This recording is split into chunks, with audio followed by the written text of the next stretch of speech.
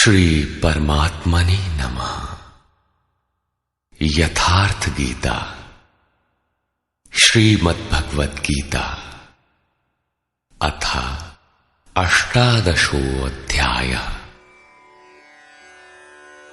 ये गीता का अंतिम अध्याय है, जिसके पूर्वार्ध में योगेश्वर श्री कृष्ण द्वारा प्रस्तुत अनेक प्रश्नों का समाधान है तथा उत्तरार्ध गीता का उपसंहार है कि गीता से लाभ क्या है। 17वें अध्याय में आहार, तप, यज्ञ, दान तथा श्रद्धा का विभाग सहित स्वरूप बताया गया। उसी संदर्भ में त्याग के प्रकार शेष है। अर्जुन ने स्वयं एक प्रश्न रखा कि अर्जुन उवाच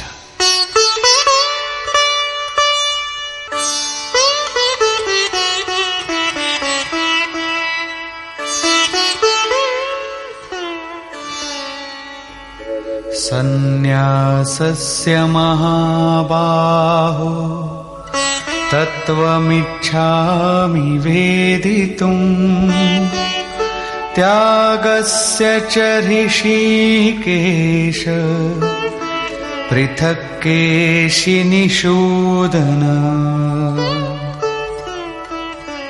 अर्जुन बोला, हे महाबाहो, हे हृदय के सर्वस्व, हे केशनिषूदन, मैं सन्यास और त्याग के यथार्थ स्वरूप को पृथक पृथक जानना चाहता हूं।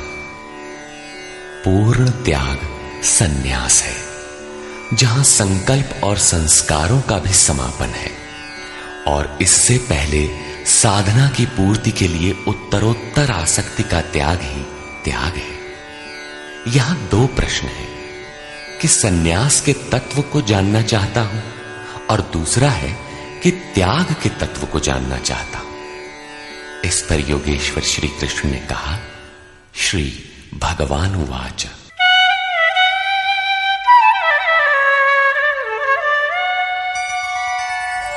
काम्यानां कर्मणां न्यासं सन्न्यासं कवयो विदुः सर्वकर्मफलत्यागं प्राहुस्त्यागं विचक्षणाः। अर्जुन, कितने ही पंडित जन काम्य कर्मों के त्याग को सन्यास कहते हैं और कितने ही विचार कुशल पुरुष संपूर्ण कर्म फलों के त्याग को त्याग कहते हैं। त्याज्यं दोषवदित्येके कर्म प्राहुर्मनीषिणः यज्ञदानतपः कर्म न त्याज्यमिति चापरे। कई एक विद्वान ऐसा कहते हैं कि सभी कर्म दोषयुक्त हैं, अतः त्याग देने योग्य हैं, और दूसरे विद्वान ऐसा कहते हैं कि यज्ञ, दान और तप त्यागने योग्य नहीं है। इस प्रकार अनेक मत प्रस्तुत करके योगेश्वर अपना भी निश्चित मत देते हैं।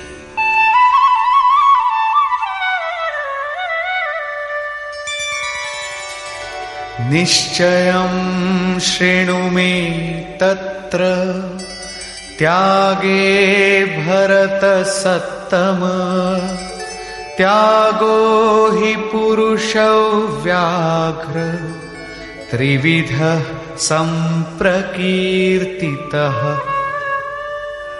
हे अर्जुन, उस त्याग के विषय में तू मेरे निश्चय को सुन। हे पुरुष श्रेष्ठ, वो त्याग 3 प्रकार का कहा गया है।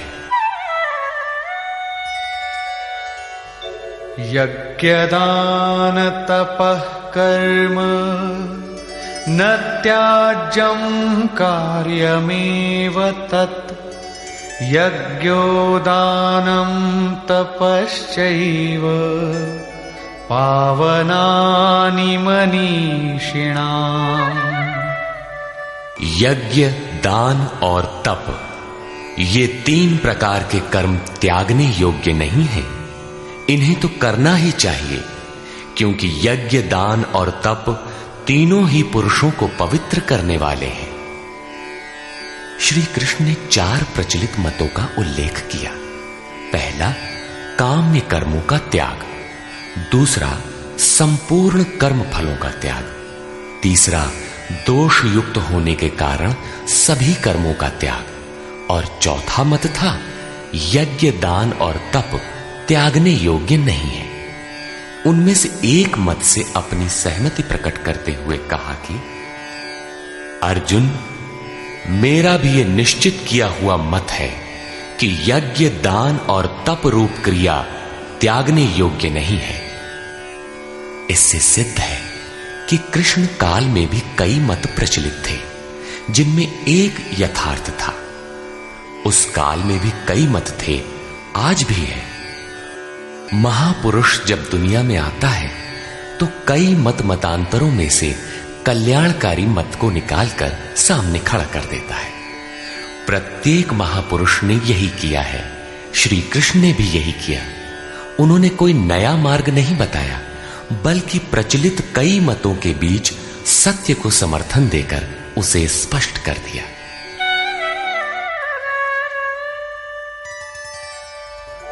एतान्यपि तु कर्माणि संगं त्यक्त्वा फलानि च कर्तव्यानीति मे पार्थ निश्चितं मतमुत्तमम्। योगेश्वर श्री कृष्ण बल देकर कहते हैं, पार्थ, यज्ञ, दान और तप रूप कर्म आसक्ति और फल को त्याग कर अवश्य करना चाहिए। यह मेरा निश्चय किया हुआ उत्तम मत है। अब अर्जुन के प्रश्न के अनुसार वे त्याग का विश्लेषण करते हैं।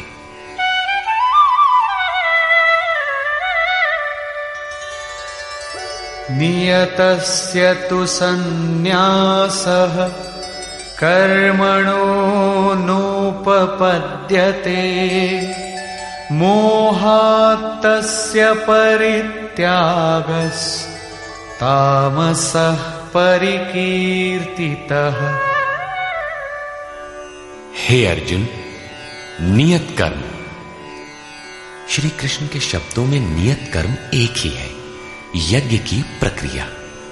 इस नियत शब्द को 8-10 बार योगेश्वर ने कहा।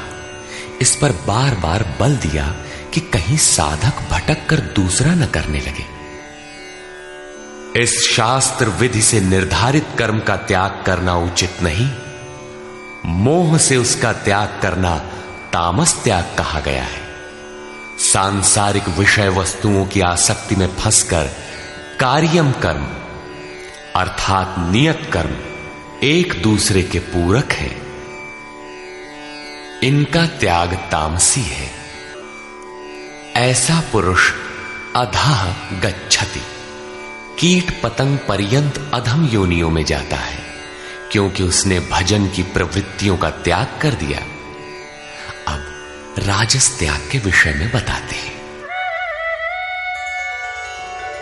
दुःखमित्येव यत्कर्म कायक्लेशभयात् त्यजेत् सकृत्वा राजसं त्यागं नैव त्यागफलं लभेत्। कर्म को दुखमय समझकर शारीरिक क्लेश के भय से उसका त्याग करने वाला व्यक्ति राजस त्याग को करके भी त्याग के फल को प्राप्त नहीं होता। जिससे भजन पार न लगे और काय क्लेश भयात, इस भय से कर्म को त्याग दे कि शरीर को कष्ट होगा, उस मनुष्य का त्याग राजसी है। उसे त्याग का फल परम शांति नहीं प्राप्त होती। तथा कार्यमित्येव यत्कर्म नियतं क्रियते अर्जुन संगम त्यक्त्वा फलं चैव सत्यागः सात्विको मतः। हे अर्जुन, करना कर्तव्य है ऐसा समझकर जो नियतम शास्त्र विधि से निर्धारित किया हुआ कर्म संग दोष और फल को त्याग कर किया जाता है, वही सात्विक त्याग है। अतः नियत कर्म करें और इसके सिवाय जो कुछ है उसका त्याग कर दें। ये नियत कर्म भी क्या करते ही रहेंगे या कभी इसका भी त्याग होगा? इस पर कहते हैं, अब अंतिम त्याग का रूप देखें।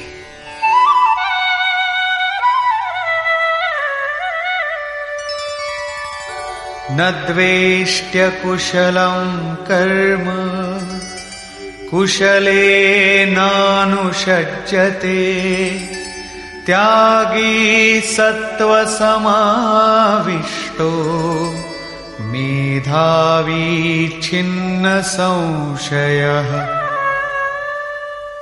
हे अर्जुन, जो पुरुष अकुशलम कर्म अर्थात अकल्याणकारी कर्म से, शास्त्र नियत कर्म ही कल्याणकारी है, इसके विरोध में जो कुछ है इसी लोक का बंधन है, इसलिए अकल्याणकारी है, ऐसे कर्मों से द्वेष नहीं करता और अकल्याणकारी कर्म में आसक्त नहीं होता, जो करना था वो भी शेष नहीं है, ऐसा सत्व से संयुक्त पुरुष संशय रहित, ज्ञानवान और त्यागी है। उसने सब कुछ त्यागा है, लेकिन प्राप्ति के साथ वो पूर्ण त्याग ही सन्यास है। हो सकता है और कोई सरल रास्ता हो? इस पर कहते हैं, नहीं। नहि देहभृता शक्यं त्यक्तुं कर्माण्यशेषतः यस्तु कर्मफल त्यागी सत्यागीत्यभिधीयते। देहधारी पुरुषों के द्वारा अर्थात केवल शरीर ही नहीं जिसे आप देखते हैं, श्री कृष्ण के अनुसार प्रकृति से उत्पन्न सत रज तम तीनों गुण ही इस जीवात्मा को शरीरों में बांधते हैं। जब तक गुण जीवित हैं, तब तक वो जीवधारी है। किसी न किसी रूप में शरीर परिवर्तित होता रहेगा, देह के कारण जब तक जीवित है। देहधारी पुरुषों के द्वारा संपूर्णता से सब कर्मों का त्याग संभव नहीं है, इसलिए जो पुरुष कर्म के फल का त्यागी है वही त्यागी है, ऐसा कहा जाता है। अतः जब तक शरीर के कारण जीवित हैं, तब तक नियत कर्म करें और उनके फल का त्याग करें। बदले में किसी फल की कामना न करें। वैसे सकामी पुरुषों के कर्मों का फल भी होता है।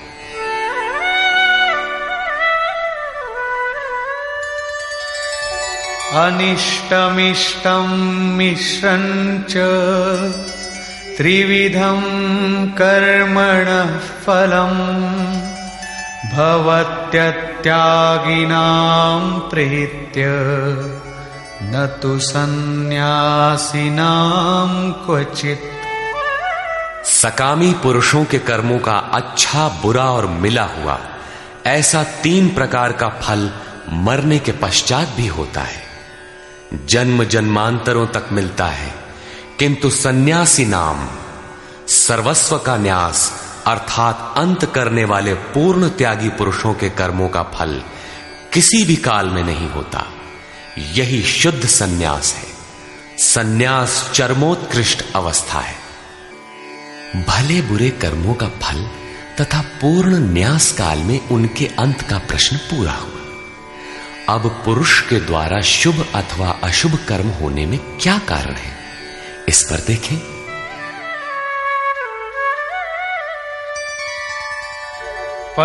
पंचैतानि महाबाहो कारणानि निबोध मे सांख्ये कृतान्ते प्रोक्तानि सिद्धये सर्वकर्मणाम्।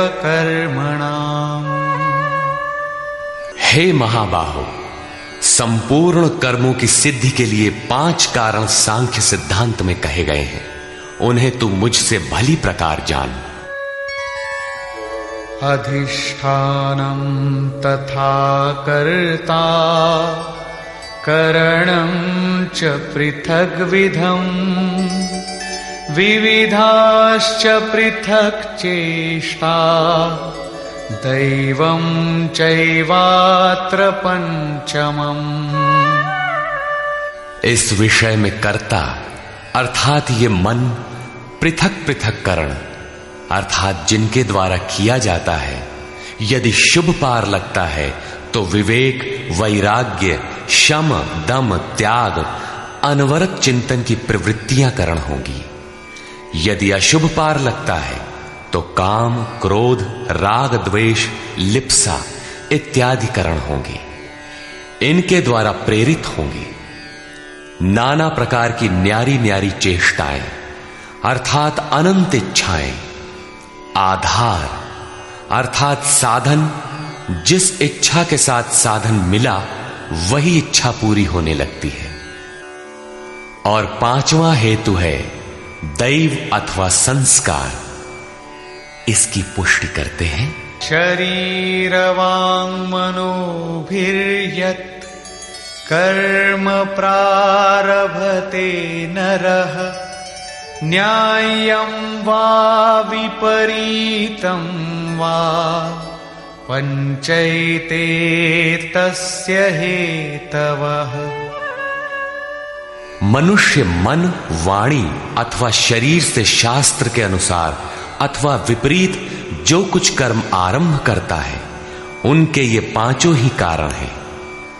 परंतु ऐसा होने पर भी तत्रैवं सति कर्तारम् आत्मानं केवलं तु यः पश्यत्यकृतबुद्धित्वान् न स पश्यति दुर्मतिः।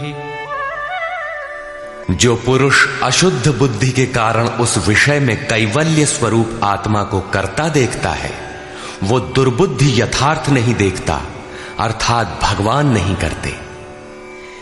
इस प्रश्न पर योगेश्वर श्री कृष्ण ने दूसरी बार बल दिया।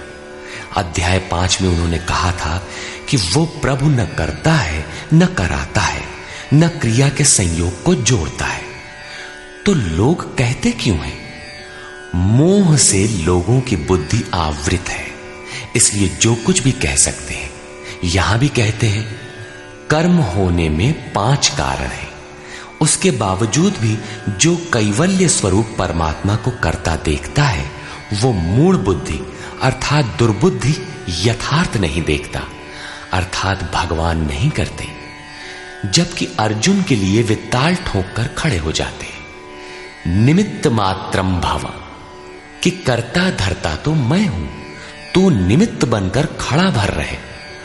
अंततः वे महापुरुष कहना क्या चाहते हैं? वस्तुतः भगवान और प्रकृति के बीच एक आकर्षण रेखा है। जब तक साधक प्रकृति की सीमा में है, भगवान नहीं करते। बहुत समीप रहकर भी दृष्टा रूप में ही रहते हैं। अनन्य भाव से इष्ट को पकड़ने पर वे हृदय देश से संचालक बन जाते हैं। साधक प्रकृति की आकर्षण सीमा से निकलकर उनके क्षेत्र में आ जाता है। ऐसे अनुरागी के लिए वे ताल ठोक कर सदैव खड़े रहते हैं। केवल उसी के लिए भगवान करते हैं।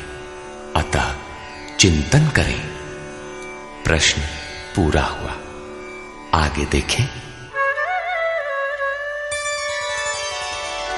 यस्य नाहं कृतो भावो बुद्धिर्यस्य न लिप्यते हत्वापि स इमान् लोकान् न हन्ति न निबध्यते। जिस पुरुष के अंतःकरण में मैं करता हूं ऐसा भाव नहीं है, तथा जिसकी बुद्धि लिपायमान नहीं होती, वो पुरुष इन सब लोकों को मारकर भी वास्तव में न तो मारता है और न बंधता है। लोक संबंधी संस्कारों का विलय ही लोक संहार है। अब उस नियत कर्म की प्रेरणा कैसे होती है, इस पर देखें।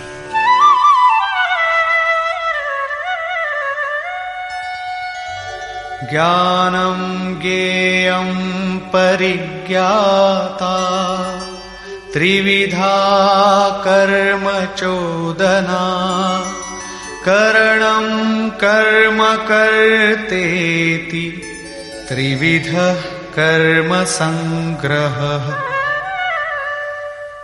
अर्जुन, परिज्ञाता अर्थात पूर्ण ज्ञाता महापुरुषों से ज्ञानम, उसको जानने की विधि से, और ज्ञेय जानने योग्य वस्तु। श्री कृष्ण ने पीछे कहा, मैं ही ज्ञेय जानने योग्य पदार्थ हूं, से कर्म करने की प्रेरणा मिलती है। पहले तो पूर्ण ज्ञाता कोई महापुरुष हो, उनके द्वारा उस ज्ञान को जानने की विधि प्राप्त हो, लक्ष्य ज्ञेय पर दृष्टि हो, तभी कर्म की प्रेरणा मिलती है। और कर्ता अर्थात मन की लगन, करण अर्थात विवेक, वैराग्य, शम, दम इत्यादि तथा कर्म की जानकारी से कर्म का संग्रह होता है, कर्म इकट्ठा होने लगता है। पीछे कहा गया था कि प्राप्ति के पश्चात उस पुरुष का कर्म किए जाने से कोई प्रयोजन नहीं होता और न छोड़ने से हानि ही होती है। फिर भी लोक संग्रह अर्थात पीछे वालों के हृदय में कल्याणकारी साधनों के संग्रह के लिए वो कर्म में बरतता है।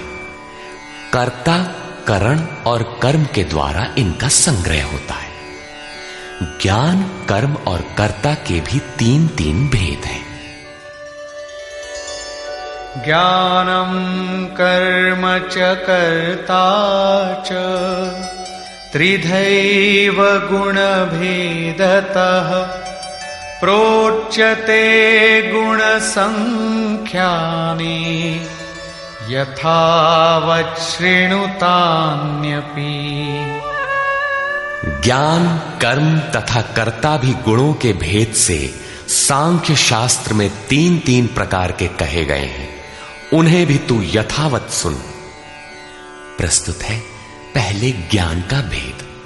सर्वभूतेषु येनैकं भावमव्ययमीक्षते अविभक्तं विभक्तेषु तज्ज्ञानं विद्धि सात्विकम्। अर्जुन, जिस ज्ञान से मनुष्य पृथक पृथक सब भूतों में एक अविनाशी परमात्म भाव को विभाग रहित एक रस देखता है, उस ज्ञान को तू सात्विक जान। ज्ञान प्रत्यक्ष अनुभूति है, जिसके साथ ही गुणों का अंत होना है। ये ज्ञान की परिपक्व अवस्था है। अब राजस ज्ञान देखें। पृथक्त्वेन तु यज्ज्ञानं नानाभावान् पृथग्विधान् वेत्ति सर्वेषु भूतेषु तज्ज्ञानं विद्धि राजसम्। जो ज्ञान संपूर्ण भूतों में भिन्न प्रकार के अनेक भावों को अलग अलग करके जानता है कि ये अच्छा है, ये बुरे हैं, उस ज्ञान को तू राजस जान। ऐसी स्थिति है तो राजसी स्तर पर तुम्हारा ज्ञान है। अब देखें तामस ज्ञान।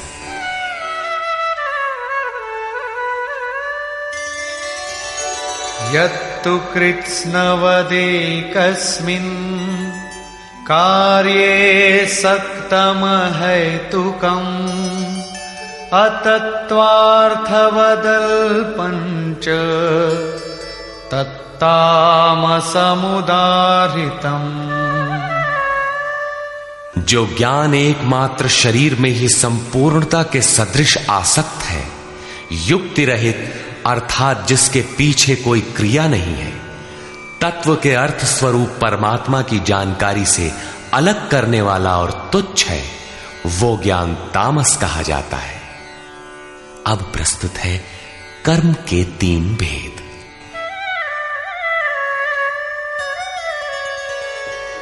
नियतं संगरहितं अरागद्वेषतः कृतम् अफलप्रेप्सुना कर्म यत्तत्सात्विकमुच्यते।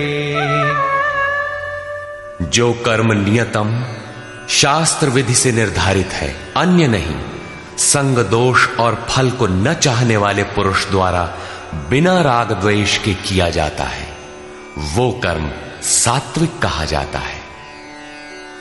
नियत कर्म अर्थात आराधना चिंतन है, जो परम में प्रवेश दिलाता है।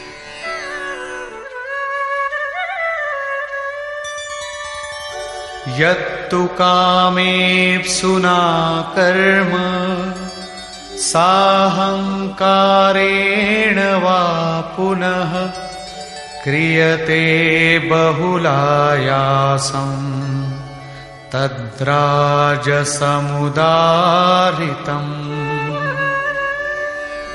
जो कर्म बहुत परिश्रम से युक्त है, फल को चाहने वाले और अहंकार युक्त पुरुष द्वारा किया जाता है, वो कर्म राजस कहा जाता है।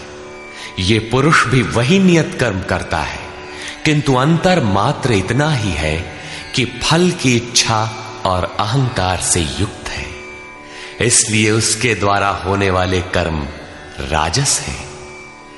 अब देखें तामस।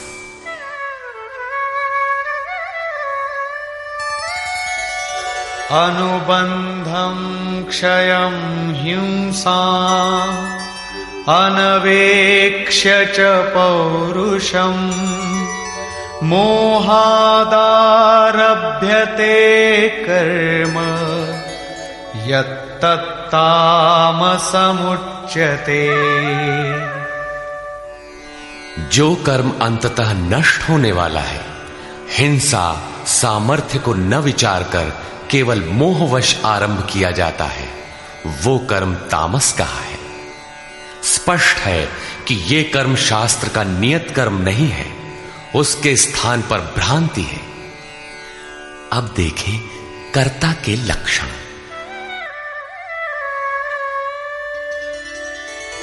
मुक्त संगो नहं वादी धृत्युत्साह समन्वितः सिद्ध्य सिद्ध्योर्निर्विकारः कर्ता सात्विक उच्यते। जो कर्ता संग दोष से रहित होकर अहंकार के वचन न बोलने वाला, धैर्य और उत्साह से युक्त होकर कार्य के सिद्ध होने और न होने में हर्ष शोक इत्यादि विकारों से सर्वथा रहित होकर कर्म में अर्थात अहिर्निश प्रवृत्त है, वो कर्ता सात्विक कहा जाता है। यही उत्तम साधक के लक्षण है। कर्म वही है, नियत कर्म।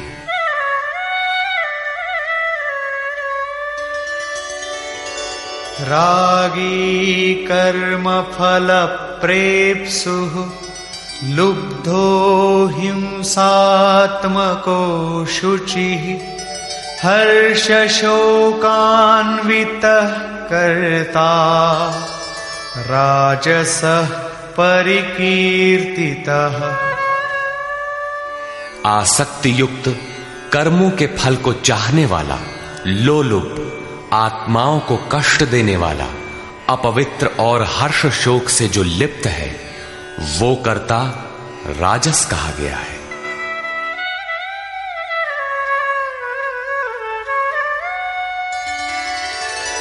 अयुक्तः प्राकृतः स्तब्धः शठो नैष्कृतिको लसः विषादी दीर्घसूत्री च कर्ता तामस उच्यते। जो चंचल चित्त वाला, असभ्य, घमंडी, धूर्त, दूसरे के कार्यों में बाधा पहुंचाने वाला, शोक करने के स्वभाव वाला, आलसी और दीर्घ सूत्री है कि फिर कर लेंगे, वो कर्ता तामस कहा जाता है। दीर्घ सूत्री कर्म को कल पर टालने वाला है, यद्यपि करने की इच्छा उसे भी रहती है। इस प्रकार कर्ता के लक्षण पूरे हुए। अब योगेश्वर श्री कृष्ण ने नवीन प्रश्न उठाया, बुद्धि, धारणा और सुख के लक्षण।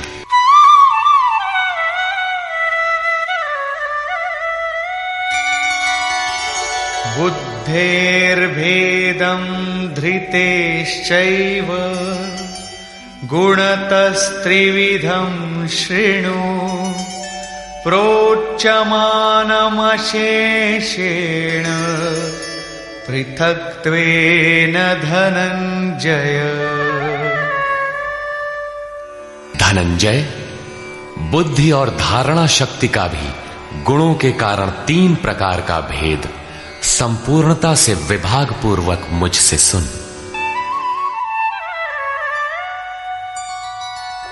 प्रवृत्तिं च निवृत्तिं च कार्याकार्ये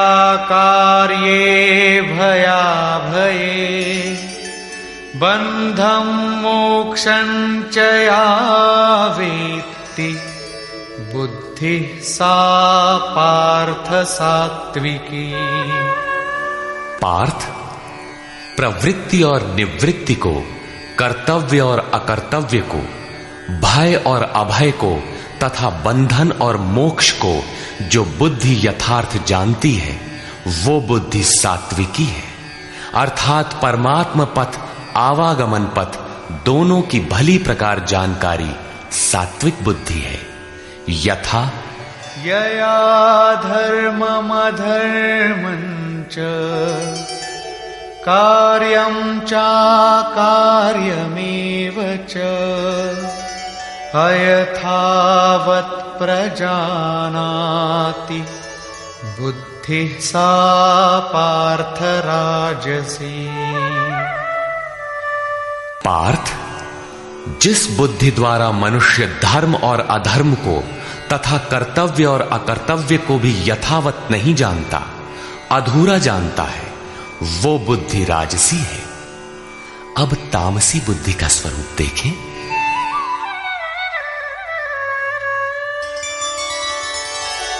अधर्मं धर्ममिति या मन्यते तमसावृता सर्वार्थान् विपरीतांश्च बुद्धिः सा पार्थ तामसी। पार्थ, तमोगुण से ढकी हुई जो बुद्धि अधर्म को धर्म मानती है तथा संपूर्ण हितों को विपरीत ही देखती है, वो बुद्धि तामसी है। यहां श्लोक 30 से 32 तक बुद्धि के 3 भेद बताए गए। पहली बुद्धि तो किस कार्य से निवृत्त होना है और किस में प्रवृत्त होना है, कौन कर्तव्य है और कौन अकर्तव्य है, इसकी भली प्रकार जानकारी रखती है, वो बुद्धि सात्विक है। जो कर्तव्य अकर्तव्य को धूमिल ढंग से जानती है, यथार्थ नहीं जानती, वो राजसी बुद्धि है। और अधर्म को धर्म, नश्वर को शाश्वत तथा हित को अहित, इस प्रकार विपरीत जानकारी वाली बुद्धि तामसी है। इस प्रकार बुद्धि के भेद समाप्त हुए। अब प्रस्तुत है दूसरा प्रश्न, धृति, धारणा के 3 भेद।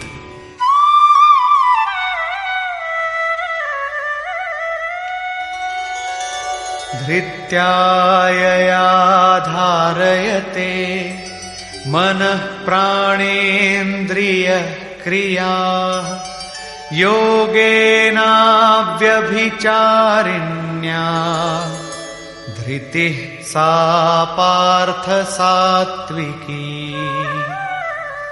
योगेन, यौगिक प्रक्रिया के द्वारा अव्यभिचारिणी, योग चिंतन के अलावा दूसरे किसी स्फुरण का आना व्यभिचार है। चित्त का बहक जाना व्यभिचार है। अतः ऐसी अव्यभिचारिणी धारणा से मनुष्य मन प्राण और इंद्रियों की क्रिया को जो धारण करता है वो धारणा सात्विकी है। अर्थात मन, प्राण और इंद्रियों को इष्ट की दिशा में मोड़ना ही सात्विक धारणा है। तथा यया तु धर्म कामार्थान् धृत्या धारयतेऽर्जुन प्रसंगेन फलाकांक्षी धृतिः सा पार्थ राजसी। हे पार्थ, फल की इच्छा वाला मनुष्य अति आसक्ति से जिस धारणा के द्वारा केवल धर्म, अर्थ और काम को धारण करता है, अर्थात मोक्ष को नहीं, वो धारणा राजसी है। इस धारणा में भी लक्ष्य वही है, केवल कामना करता है, जो कुछ करता है उसके बदले में चाहता है। अब तामसी धारणा के लक्षण देखें।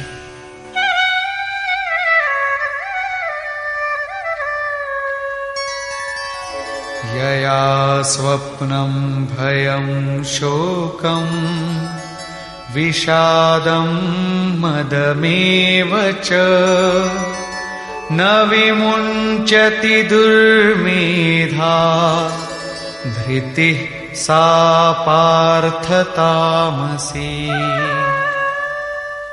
हे पार्थ, दुष्ट बुद्धि वाला मनुष्य जिस धारणा के द्वारा निद्रा, भय, चिंता, दुख और अभिमान को भी अर्थात नहीं छोड़ता, इन सबको धारण किए रहता है, वो धारणा तामसी है। ये प्रश्न पूरा हुआ। अगला प्रश्न है सुख।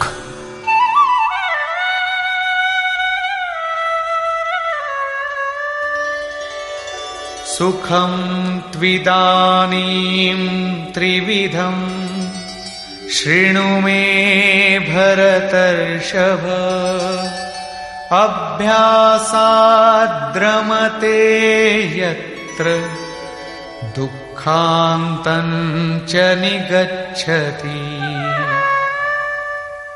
अर्जुन, अब सुख भी 3 प्रकार का मुझसे सुन।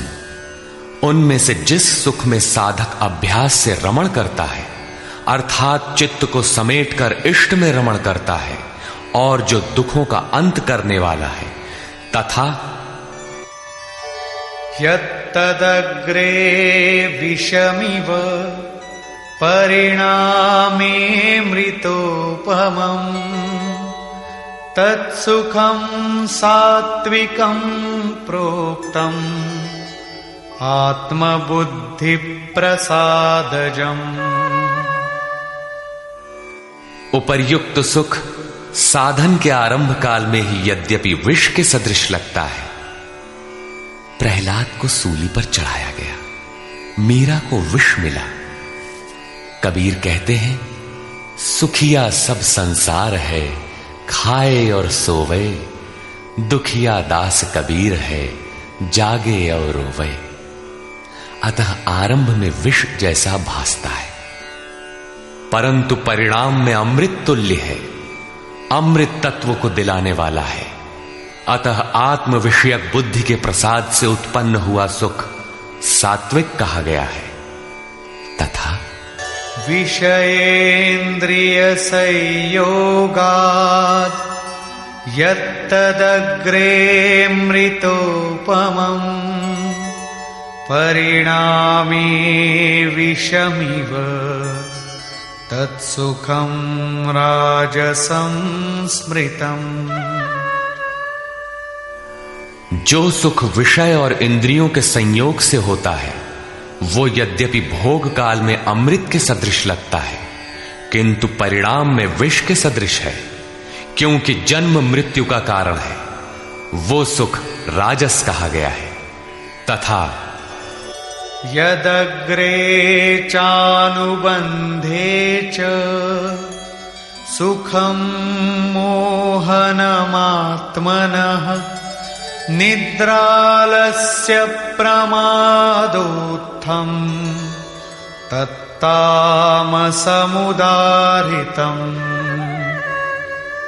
जो सुख भोग काल और परिणाम में भी आत्मा को मोह में डालने वाला है, निद्रा या निशा सर्वभूतानाम, जगत की निशा में अचेत रखने वाला है। आलस्य और व्यर्थ की चेष्टाओं से उत्पन्न वो सुख तामस कहा गया है। अब योगेश्वर श्री कृष्ण गुणों की पहुंच बताते हैं। न तदस्ति पृथिव्यां वा दिवि देवेषु वा पुनः सत्वं प्रकृतिजैर्मुक्तम् यदेभिः स्यात् त्रिभिर्गुणैः। अर्जुन, पृथ्वी में, स्वर्ग में अथवा देवताओं में ऐसा कोई भी प्राणी नहीं जो प्रकृति से उत्पन्न हुए तीनों गुणों से रहित हो, अर्थात ब्रह्मा से लेकर कीट पतंग यावन मात्र जगत क्षणभंगुर मरने जीने वाला है, तीनों गुणों के अंतर्गत है। अर्थात देवता भी तीनों गुणों का विकार है, नश्वर है। यहां वाय देवताओं को योगेश्वर ने चौथी बार लिया। अध्याय 7, 9, 17 तथा यहां 18वें अध्याय में इन सब का एक ही अर्थ है कि देवता तीनों गुणों के अंतर्गत है। जो इन्हें भजता है नश्वर की पूजा करता है। भागवत में भी श्री ऋषभदेव जी के 9 योगीश्वर पुत्रों का प्रसिद्ध आख्यान है, जिसमें उपदेश देते हुए कहते हैं कि स्त्री पुरुष में प्रेम के लिए शंकर पार्वती की, आरोग्य के लिए अश्विनी कुमारों की, विजय के लिए इंद्र की तथा धन के लिए कुबेर की पूजा करें। इसी तरह विविध कामनाएं बताकर अंत में निर्णय देते हैं कि संपूर्ण कामनाओं की पूर्ति और मोक्ष के लिए तो एकमात्र नारायण की ही पूजा करनी चाहिए। तुलसी मूलहि सींचिए, फूलई फलई अघाई। अस्तु सर्वव्यापक प्रभु का स्मरण करें, जिसकी पूर्ति के लिए सद्गुरु की शरण, निष्कपट भाव से प्रश्न और सेवा एकमात्र उपाय है। आसुरी और दैवी संपद अंतःकरण की 2 वृत्तियां हैं, जिसमें दैवी संपद परम देव परमात्मा का दिग्दर्शन कराती है, इसलिए दैवी कही जाती है। किंतु ये भी तीनों गुणों के ही अंतर्गत है। गुण शांत होने के पश्चात इनकी भी शांति हो जाती है। तत्पश्चात उस आत्म तृप्त योगी के लिए कोई भी कर्तव्य शेष नहीं रह जाता। अब प्रस्तुत है पीछे से आरंभ हुआ प्रश्न वर्ण व्यवस्था। वर्ण जन्म प्रधान है अथवा कर्मों से पाई जाने वाली अंतःकरण की योग्यता का नाम है। इस पर देखें। ब्राह्मण क्षत्रिय विशां शूद्राणां च परन्तप कर्माणि प्रविभक्तानि स्वभाव प्रभवैर्गुणैः। हे परंतप, ब्राह्मण, क्षत्रिय, वैश्य और शूद्रों के कर्म स्वभाव से उत्पन्न गुणों द्वारा विभक्त किए गए हैं। स्वभाव में सात्विक गुण होगा तो आप में निर्मलता होगी, ध्यान समाधि की क्षमता होगी। तामसी गुण होगा तो आलस्य, निद्रा, प्रमाद रहेगा। उसी स्तर से आपसे कर्म भी होगा। जो गुण कार्यरत है वही आपका वर्ण है, स्वरूप है। इस प्रश्न को योगेश्वर श्री कृष्ण ने यहां चौथी बार लिया है। अध्याय 2 में इन 4 वर्णों में से एक क्षत्रिय का नाम लिया कि क्षत्रिय के लिए युद्ध से श्रेयतर कोई मार्ग नहीं है।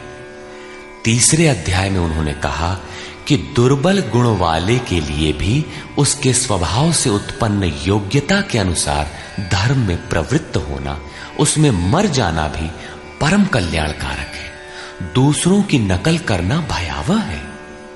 अध्याय 4 में बताया कि 4 वर्णों की सृष्टि मैंने की। तो क्या मनुष्यों को 4 जातियों में बांटा? कहते हैं नहीं, गुण कर्म विभागशः, गुणों के योग्यता से कर्म को 4 सोपानों में बांटा। यहां गुण एक पैमाना है, उसके द्वारा माप कर कर्म करने की क्षमता को 4 भागों में बांटा। श्री कृष्ण के शब्दों में कर्म एकमात्र अव्यक्त पुरुष के प्राप्ति की क्रिया है। ईश्वर प्राप्ति का आचरण आराधना है, जिसकी शुरुआत मात्र एक इष्ट में श्रद्धा से है। चिंतन की विधि विशेष है, जिसे पीछे बताए हैं। इस यज्ञार्थ कर्म को ही 4 भागों में बांटा। अब कैसे समझें कि हम में कौन से गुण हैं और किस श्रेणी के हैं? इस पर यहां कहते हैं,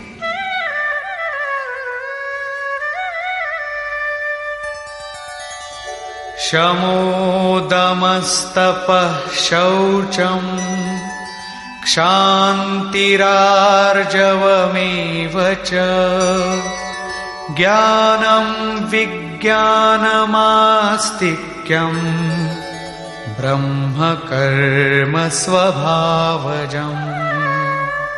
मन का शमन, इंद्रियों का दमन, पूर्ण पवित्रता, मन, वाणी और शरीर को इष्ट के अनुरूप तपाना, क्षमा भाव, मन, इंद्रियों और शरीर की सर्वथा सरलता, आस्तिक बुद्धि अर्थात एक इष्ट में सच्ची आस्था, ज्ञान अर्थात परमात्मा की जानकारी का संचार, विज्ञान अर्थात परमात्मा से मिलने वाले निर्देशों की जागृति एवं उसके अनुसार चलने की क्षमता, ये सब स्वभाव से उत्पन्न हुए ब्राह्मण के कर्म हैं।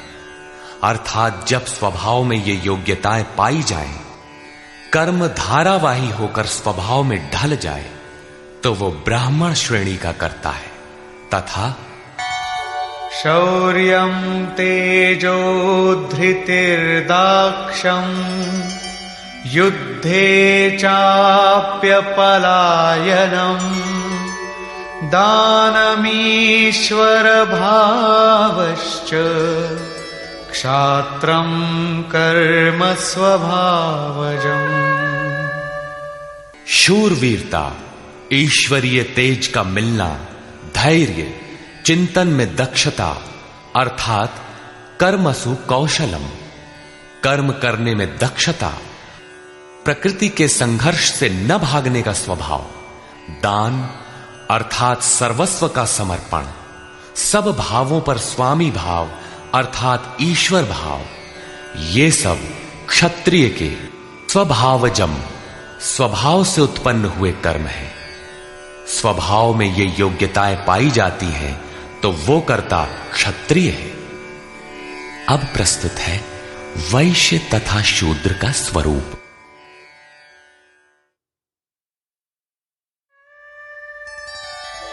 कृषि गौरक्ष वाणिज्यम् वैश्यकर्म स्वभावजम् परिचर्यात्मकं कर्म शूद्रस्यापि स्वभावजम्।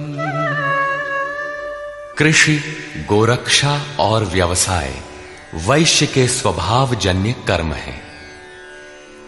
गोपालन ही क्यों, भैंस को मार डालें, बकरी न रखें, ऐसा कुछ नहीं है। सुदूर वैदिक वाडहमय में गो शब्द अंतःकरण एवं इंद्रियों के लिए प्रचलित था। गोरक्षा का अर्थ है इंद्रियों की रक्षा। विवेक, वैराग्य, शम, दम के द्वारा इंद्रियां सुरक्षित होती हैं। काम, क्रोध, लोभ, मोह के द्वारा ये विभक्त हो जाती हैं, क्षीण हो जाती हैं। आत्मिक संपत्ति ही स्थिर संपत्ति है। ये अपना निज धन है, जो एक बार साथ हो जाने पर सदैव साथ देती है। प्रकृति के द्वंद्वों में से उनका शनैः शनैः संग्रह करना व्यवसाय है। विद्या धनम सर्वधन प्रधानम, इसे अर्जित करना वाणिज्य है। खेती? शरीर ही एक क्षेत्र है। इसके अंतराल में बोया हुआ बीज संस्कार रूप में भला बुरा जमता है। अर्जुन, इस निष्काम कर्म में बीज अर्थात आरंभ का नाश नहीं होता। परम तत्व के चिंतन का जो बीज इस क्षेत्र में पड़ा है, उसे सुरक्षित रखते हुए इसमें आने वाले विजातीय विकारों का निराकरण करते जाना खेती है। अपने से उन्नत अवस्था वाले, प्राप्ति वाले गुरुजनों की सेवा करना शूद्र का स्वभावजन्य कर्म है। शूद्र का अर्थ नीच नहीं, अपितु अल्पज्ञ है। निम्न श्रेणी का साधक ही शूद्र है। प्रवेशिका श्रेणी का वो साधक परिचर्या से ही आरंभ करे। स्वभाव परिवर्तनशील है।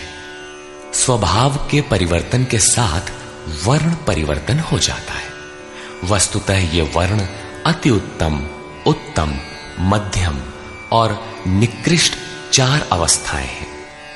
कर्म पथ पर चलने वाले साधकों की ऊंची नीची 4 सीढ़ियां हैं, क्योंकि कर्म एक ही है, नियत कर्म। श्री कृष्ण कहते हैं कि परम सिद्धि की प्राप्ति का यही एक रास्ता है कि स्वभाव में जैसी योग्यता है वहीं से लगे। इसको देखें।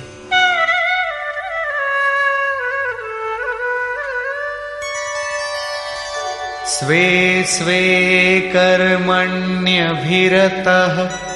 संसिद्धिं लभते नरः स्वकर्मनिरतः सिद्धिं यथा विन्दति तच्छृणु।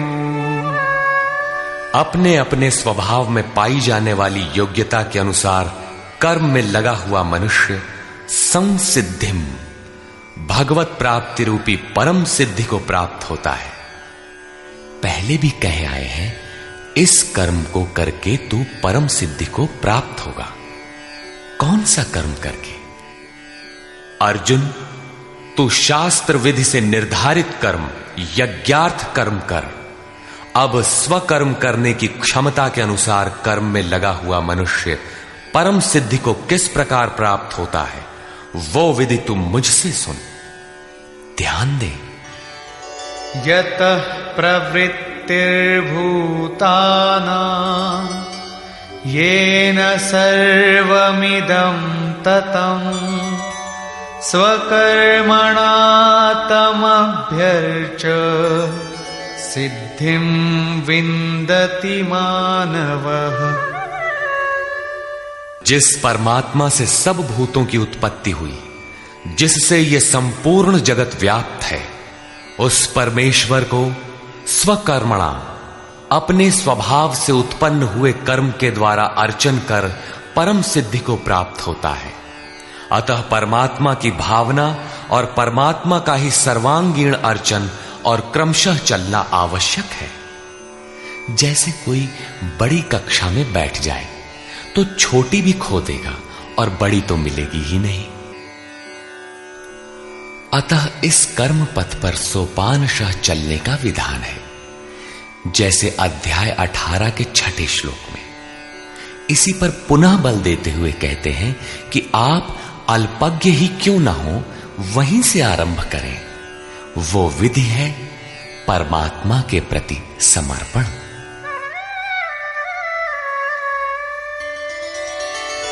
श्रेयान् स्वधर्मो विगुणः परधर्मात् स्वनुष्ठितात् स्वभावनियतं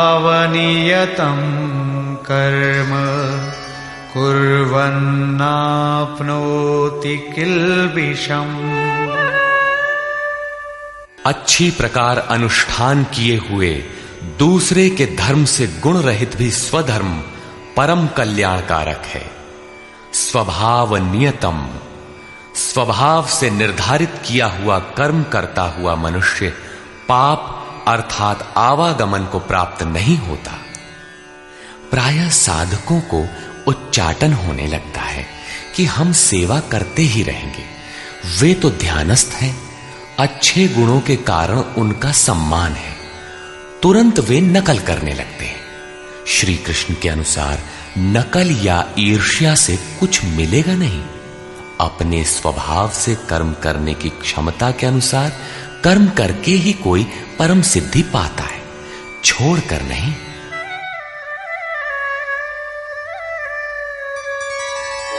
सहजं कर्म कौन्तेय सदोषमपि न त्यजेत्। सर्वारम्भा हि दोषेण धूमेनाग्निरिवावृताः। कौन्तेय, दोष युक्त अल्पज्ञ अवस्था वाला है तो सिद्ध है कि अभी दोषों का बाहुल्य है। ऐसा दोष युक्त भी सहजम कर्म, स्वभाव से उत्पन्न सहज कर्म को नहीं त्यागना चाहिए, क्योंकि धुएं से अग्नि के सदृश सभी कर्म किसी न किसी दोष से आवृत्त हैं। ब्राह्मण श्रेणी ही सही, कर्म तो करना पड़ रहा है। स्थिति नहीं मिली तब तक दोष विद्यमान है, प्रकृति का आवरण विद्यमान है। दोषों का अंत वहां होगा जहां ब्राह्मण श्रेणी का कर्म भी ब्रह्म में प्रवेश के साथ विलय हो जाता है। उस प्राप्ति वाले का लक्षण क्या है जहां कर्मों से प्रयोजन नहीं रह जाता?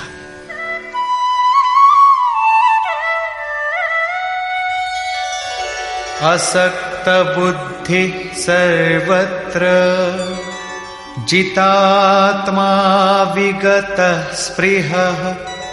नैष्कर्म्य सिद्धिं परमां संन्यासेनाधिगच्छति। सर्वत्र आसक्ति से रहित बुद्धि वाला, स्पृहा से सर्वथा रहित, जीते हुए अंतःकरण वाला पुरुष सन्यासी नाम सर्वस्व के न्यास की अवस्था में परम नैष्कर्म्य की सिद्धि को प्राप्त होता है।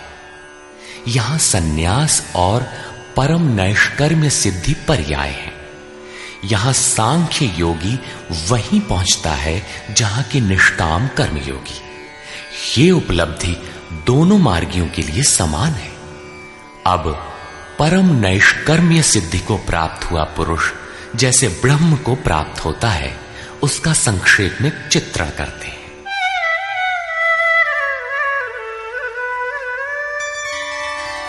सिद्धिं प्राप्तो यथा ब्रह्म तथाप्नोति निबोध मे। समासेनैव कौन्तेय निष्ठा ज्ञानस्य या परा। कौन्तेय, जो ज्ञान की परानिष्ठा है, पराकाष्ठा है, उस परम सिद्धि को प्राप्त हुआ पुरुष ब्रह्म को जैसे प्राप्त होता है, उस विधि को तू मुझसे संक्षेप में जान। अगले श्लोक में वही विधि बता रहे हैं, ध्यान दे। बुद्ध्या विशुद्धया युक्तो धृत्यात्मानं नियम्य च शब्दादीन् विषयांस् त्यक्त्वा रागद्वेषौ व्युदस्य च। विविक्तसेवी लघ्वाशी यत वाक्कायमानसः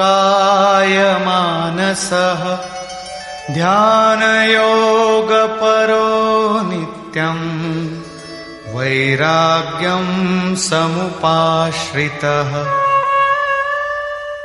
अर्जुन, विशेष रूप से शुद्ध बुद्धि से युक्त एकांत और शुभ देश का सेवन करने वाला, साधना में जितना सहायक हो उतना ही आहार करने वाला, जीते हुए मन, वाणी और शरीर वाला, दृढ़ वैराग्य को भली प्रकार प्राप्त हुआ पुरुष, निरंतर ध्यान योग के परायण और ऐसी धारणा से युक्त अर्थात इसी सब को धारण करने वाला तथा अंतःकरण को वश में करके शब्दादिक विषयों को त्याग कर राग द्वेष को नष्ट करके तथा अहंकारं बलं दर्पं कामं क्रोधं परिग्रहं विमुच्य निर्ममः शान्तो ब्रह्मभूयाय कल्पते।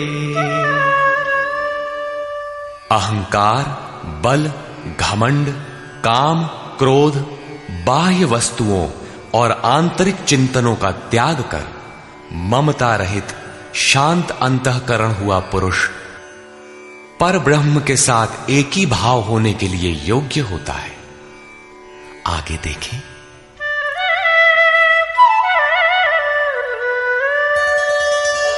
ब्रह्मभूतः प्रसन्नात्मा न शोचति न कांक्षति समः सर्वेषु भूतेषु मद्भक्तिं लभते पराम्।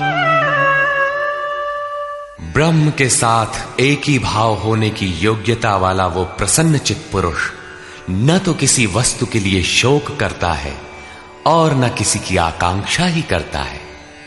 सब भूतों में समभाव हुआ वो भक्ति की पराकाष्ठा पर है। भक्ति अपना परिणाम देने की स्थिति में है जहां ब्रह्म में प्रवेश मिलता है। अब भक्त्या मामभिजानाति यावान्यश्चास्मि तत्त्वतः ततो मां तत्त्वतो ज्ञात्वा विशते तदनन्तरम्। उस पराभक्ति के द्वारा वो मुझे तत्व से भली प्रकार जानता है। वो तत्व है क्या?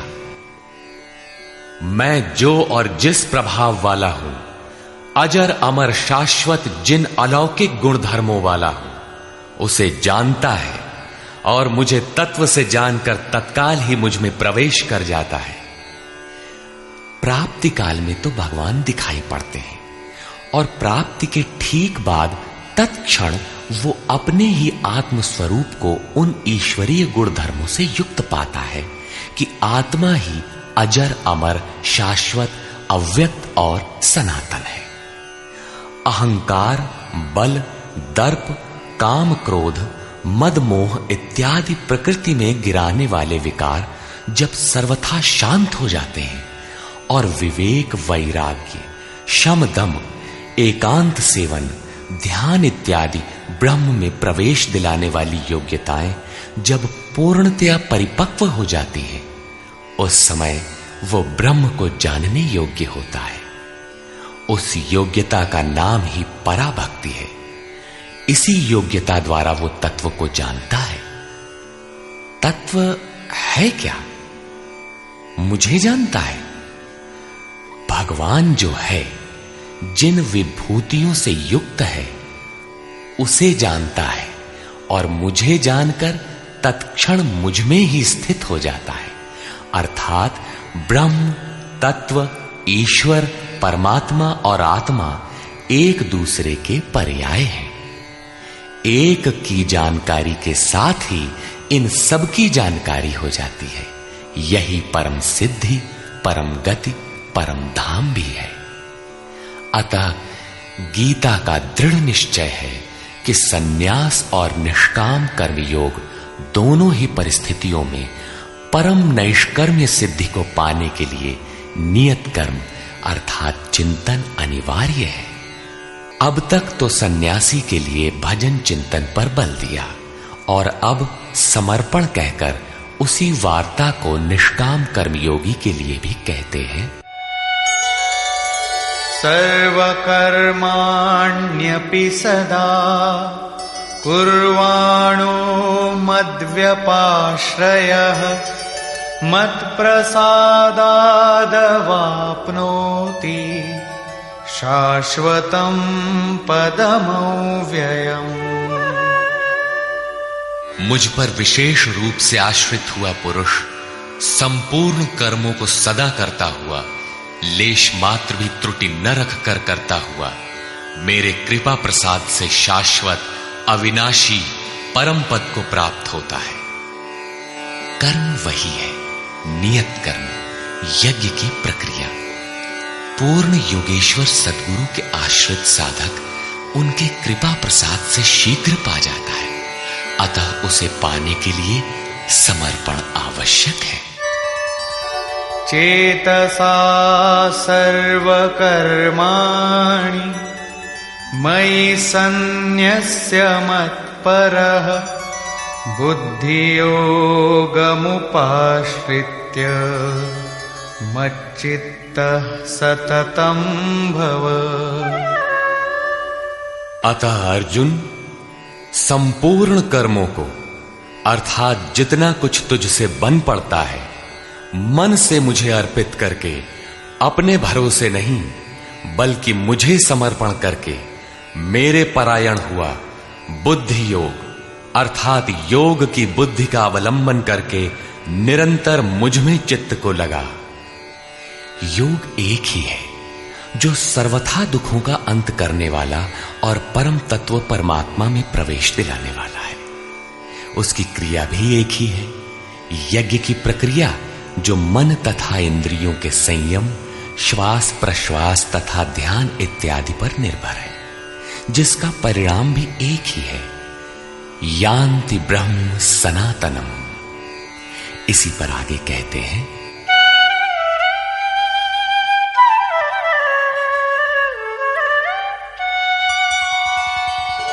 मच्चित्तः सर्वदुर्गाणि मत्प्रसादात् तरिष्यसि अथ चेत्त्वमहङ्कारात् न श्रोष्यसि विनङ्क्ष्यसि। इस प्रकार मुझ में निरंतर चित्त को लगाने वाला होकर तू मेरी कृपा से मन और इंद्रियों के संपूर्ण दुर्गों को अनायास ही तर जाएगा। इंद्रिन द्वार झरोखा नाना, तह तह सुर बैठे करी थाना। आवत देखहि विषय वयारी, ते हठि देह कपाट उघारी। ये ही दुर्जय दुर्ग है, मेरी कृपा से तू इन बाधाओं का अतिक्रमण कर जाएगा। किंतु अहंकारवश यदि तू मेरे वचनों को नहीं सुनेगा तो विनष्ट हो जाएगा, परमार्थ से च्युत हो जाएगा। पुनः इसी पर बल देते हैं, यदहंकारमाश्रित्य न योत्स्य इति मन्यसे मिथ्यैष व्यवसायस्ते प्रकृतिस्त्वां नियोक्ष्यति। जो तू अहंकार का आश्रय लेकर ऐसा मानता है कि युद्ध नहीं करूंगा तो ये तेरा निश्चय मिथ्या है, क्योंकि तेरा स्वभाव तुझे बलात् युद्ध में लगा देगा। स्वभावजेन कौन्तेय निबद्ध स्वेन कर्मणा कर्तुं नेच्छसि यन्मोहात् करिष्यस्य वशोऽपि तत्। कौन्तेय, मोहवश तू जिस कर्म को नहीं करना चाहता उसको भी अपने स्वभाव से उत्पन्न हुए कर्म से बंधा हुआ परवश होकर करेगा। प्रकृति के संघर्ष से न भागने का तुम्हारा क्षत्रिय श्रेणी का स्वभाव तुम्हें बरबस कर्म में लगाएगा। प्रश्न पूरा हुआ। अब वो ईश्वर रहता कहां है, इस पर कहते हैं, ईश्वरः सर्वभूतानां हृद्देशेऽर्जुन तिष्ठति भ्रामयन् सर्वभूतानि यन्त्रारूढानि मायया। अर्जुन, वो ईश्वर संपूर्ण भूत प्राणियों के हृदय देश में निवास करता है। इतना समीप है तो लोग जानते क्यों नहीं? माया रूपी यंत्र में आरूढ़ होकर सब लोग भ्रमवश चक्कर लगाते ही रहते हैं, इसलिए नहीं जानते। ये यंत्र बड़ा बाधक है जो बार बार नश्वर कलेवरों अर्थात शरीरों में घुमाता रहता है। तो शरण किसकी लें? तमेव शरणं गच्छ सर्वभावेन भारत, तत्प्रसादात् परां शान्तिं स्थानं प्राप्स्यसि शाश्वतम्। इसलिए हे भारत, संपूर्ण भाव से उस ईश्वर की जो हृदय देश में स्थित है अनन्य शरण को प्राप्त हो। उनके कृपा प्रसाद से तू परम शांति शाश्वत परम धाम को प्राप्त होगा। अतः ध्यान करना है तो हृदय देश में करें। ईश्वर का निवास स्थान हृदय है। भागवत के चतुश्लोकी गीता का सारांश भी यही है कि वैसे तो मैं सर्वत्र हूं, किंतु प्राप्त होता हूं तो हृदय देश में ध्यान करने से ही। इति ते ज्ञानमाख्यातम्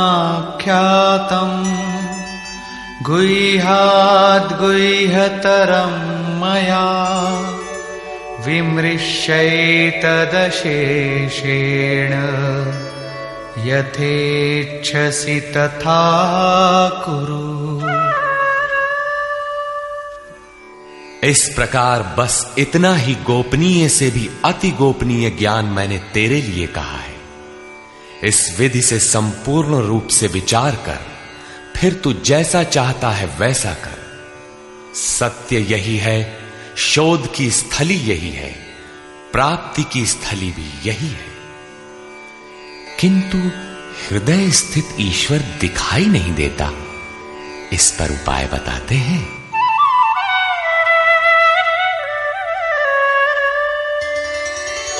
सर्वगुह्यतमं भूयः शृणु मे परमं वचः, इष्टोऽसि मे दृढमिति ततो वक्ष्यामि ते हितम्। अर्जुन, संपूर्ण गोपनीय से भी अति गोपनीय मेरे रहस्य युक्त वचन को तू फिर भी सुन। कहा है किंतु फिर सुन। साधक के लिए इष्ट सदैव खड़े रहते हैं। क्योंकि तू मेरा अतिशय प्रिय है, इसलिए ये परम हितकारक वचन मैं तेरे लिए फिर भी कहूंगा। वो है क्या?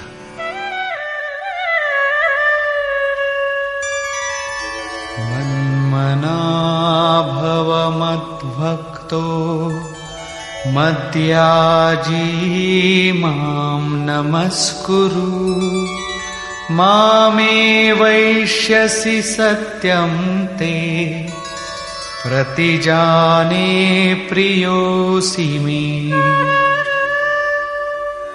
अर्जुन, तू मेरे में ही अनन्य मन वाला हो, मेरा अनन्य भक्त हो, मेरे प्रति श्रद्धा से पूर्ण हो, मेरे समर्पण में अश्रुपात होने लगे।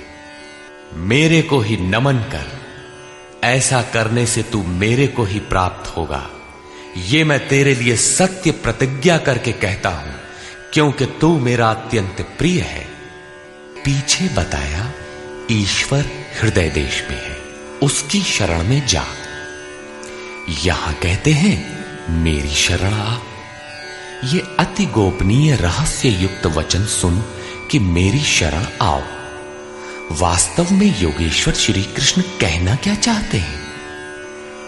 यही कि साधक के लिए सद्गुरु की शरण नितांत आवश्यक है।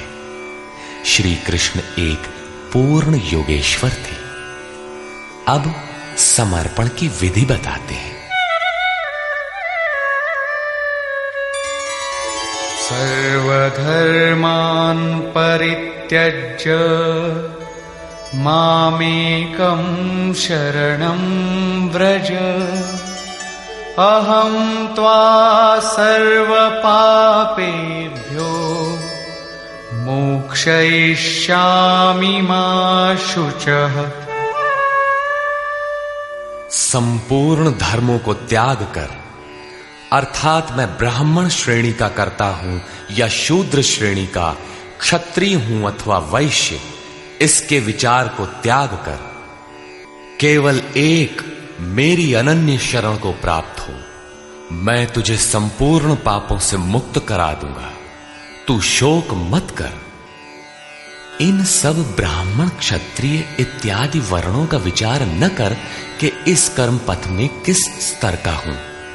जो अनन्य भाव से शरण हो जाता है, सिवाय इष्ट के अन्य किसी को नहीं देखता, उसके क्रमशः वर्ण परिवर्तन, उत्थान तथा पूर्ण पापों से निवृत्ति अर्थात मोक्ष की जिम्मेदारी वो इष्ट सद्गुरु स्वयं अपने हाथों में ले लेते हैं। प्रत्येक महापुरुष ने यही कहा। शास्त्र जब लिखने में आ जाता है तो लगता है कि यह सबके लिए है, किंतु है वस्तुतः श्रद्धावान के लिए ही। अर्जुन अधिकारी था, अतः उसे बल देकर कहा। अब योगेश्वर स्वयं निर्णय देते हैं कि इसके अधिकारी कौन है। इदन्ते ना तपस्काय ना भक्ताय कदाचन न चाशुश्रूषवे वाच्यम् न च मां योऽभ्यसूयति। अर्जुन, इस प्रकार तेरे हित के लिए कहे हुए इस गीता के उपदेश को किसी काल में भूल कर भी न तो तप रहित मनुष्य के प्रति कहना चाहिए, न भक्ति रहित के प्रति कहना चाहिए, न बिना सुनने की इच्छा वाले के प्रति कहना चाहिए। और जो मेरी निंदा करता है, ये दोष है, वो दोष है, इस प्रकार झूठी आलोचना करता है, उसके प्रति भी नहीं कहना चाहिए। महापुरुष ही तो थे जिनके समक्ष स्तुतिकर्ताओं के साथ साथ कतिपय निंदक भी रहे होंगे। इनसे तो नहीं कहना चाहिए, किंतु प्रश्न स्वाभाविक है कि कहा किससे जाए। इस पर देखें।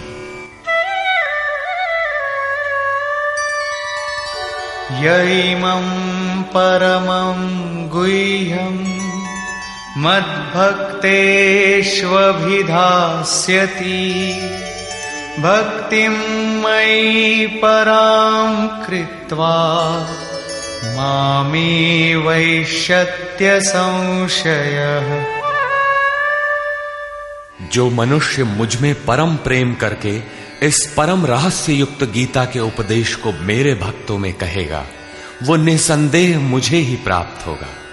अर्थात वो भक्त मुझे ही प्राप्त होगा जो सुन लेगा, क्योंकि उपदेश को भली प्रकार सुनकर हृदयंगम कर लेगा तो उस पर चलेगा तथा पार पा जाएगा।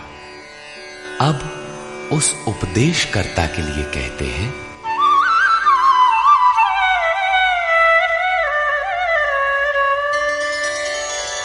न च तस्मान् मनुष्येषु कश्चिन्मे प्रियकृत्तमः भविता न च मे तस्माद् अन्यः प्रियतरो भुवि।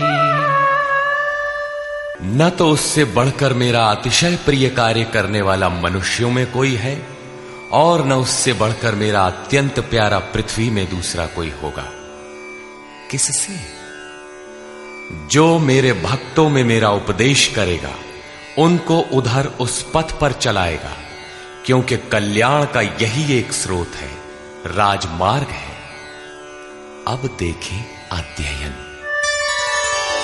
अध्येष्यते च य इमम् धर्म्यं संवादमावयोः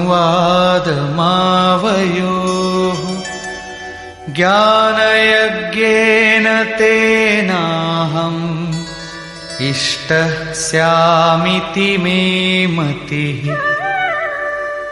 जो पुरुष इस धर्ममय हम दोनों के संवाद को अध्येष्यते भली प्रकार मनन करेगा, उसके द्वारा मैं ज्ञान यज्ञ से पूजित होऊंगा, अर्थात ऐसा यज्ञ जिसका परिणाम ज्ञान है, जिसका स्वरूप पीछे बताया गया है, जिसका तात्पर्य है साक्षात्कार के साथ मिलने वाली जानकारी।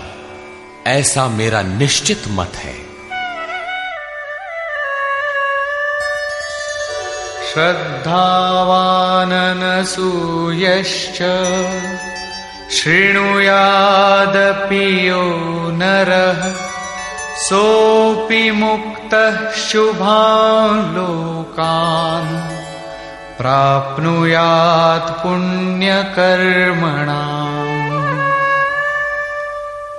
जो पुरुष श्रद्धा से युक्त और ईर्ष्या रहित होकर केवल सुनेगा, वो भी पापों से मुक्त हुआ उत्तम कर्म करने वालों के श्रेष्ठ लोकों को प्राप्त होगा। अर्थात करते हुए भी पार न लगे तो सुना भर करें। उत्तम लोक तब भी हैं क्योंकि वो चित्त में उन उपदेशों को ग्रहण तो करता है।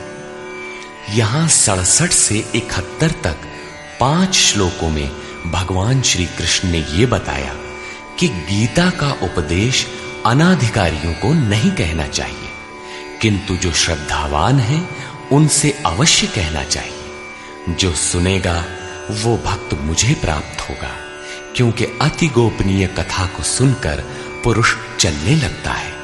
जो भक्तों में कहेगा उससे अधिक प्रिय कहने वाला मेरा कोई नहीं है। जो अध्ययन करेगा उसके द्वारा मैं ज्ञान यज्ञ से पूजित होऊंगा। यज्ञ का परिणाम ही ज्ञान है। जो गीता के अनुसार कर्म करने में असमर्थ है किंतु श्रद्धा से मात्र सुनेगा, वो भी पुण्य लोकों को प्राप्त होगा। इस प्रकार भगवान श्री कृष्ण ने इसके कहने सुनने तथा अध्ययन का फल बताया। प्रश्न पूरा हुआ। अब अंत में वे अर्जुन से पूछते हैं कि कुछ समझ में आया?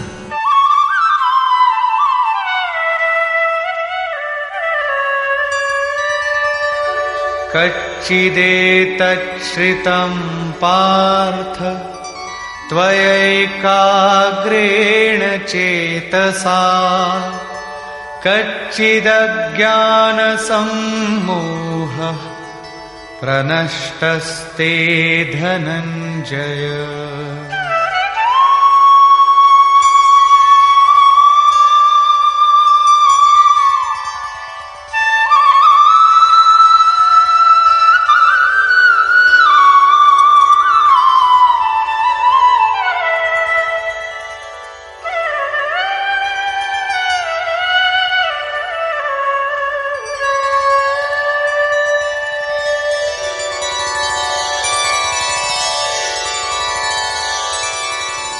हे पार्थ, क्या मेरा ये वचन तूने एकाग्र चित्त होकर सुना? क्या तेरा अज्ञान से उत्पन्न मोह नष्ट हुआ? इस पर अर्जुन बोला, अर्जुना उवाच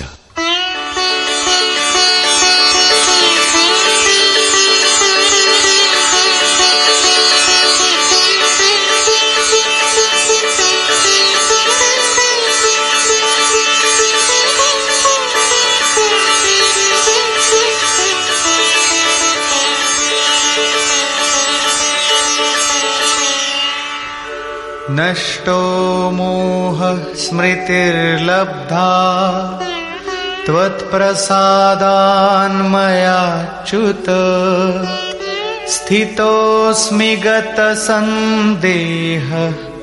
करिष्ये वचनं तव।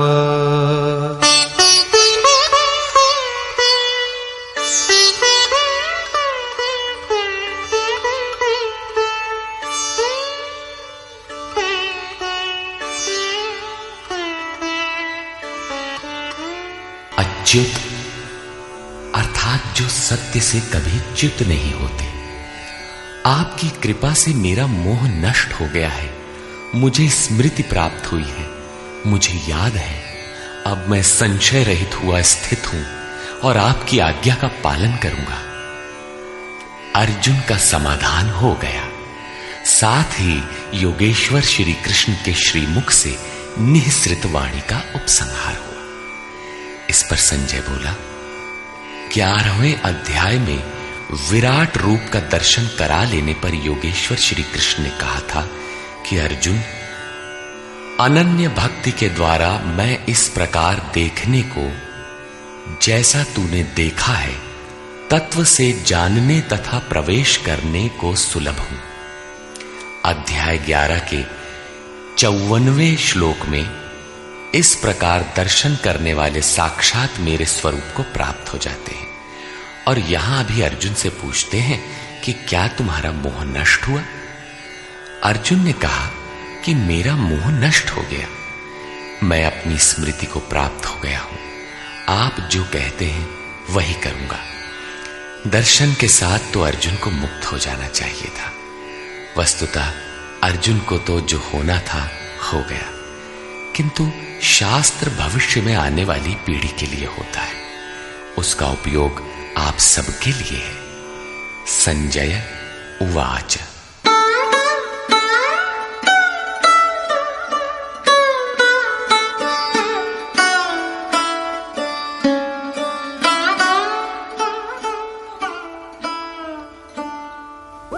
इत्यहं वासुदेवस्य पार्थस्य च महात्मनः संवादमिममश्रौषम् अद्भुतं रोमहर्षणम्।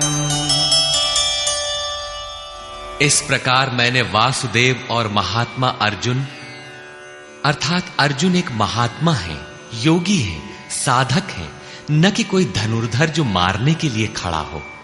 अतः महात्मा अर्जुन के इस विलक्षण और रोमांचकारी संवाद को सुना। आप में सुनने की क्षमता कैसे आई? आगे कहते हैं, व्यासप्रसादाच्छ्रितवान् एतद्गुह्यमहं परम् योगं योगेश्वरात् कृष्णात् साक्षात् कथयतः स्वयं।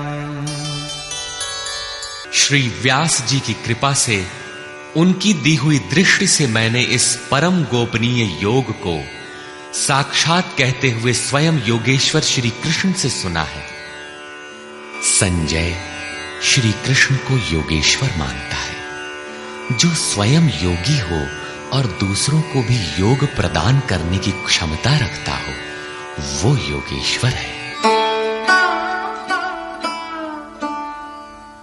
राजन् संस्मृत्य संस्मृत्य संवादमिममद्भुतम् केशवार्जुनयोः पुण्यम् हृष्यामि च मुहुर्मुहुः। हे राजन धृतराष्ट्र, केशव और अर्जुन के इस परम कल्याणकारक और अद्भुत संवाद को पुनः स्मरण करके मैं बारंबार हर्षित हो रहा हूं। अतः इस संवाद को सदैव स्मरण करना चाहिए और इसी स्मृति से प्रसन्न रहना चाहिए। अब उनके स्वरूप का स्मरण कर संजय कहते हैं,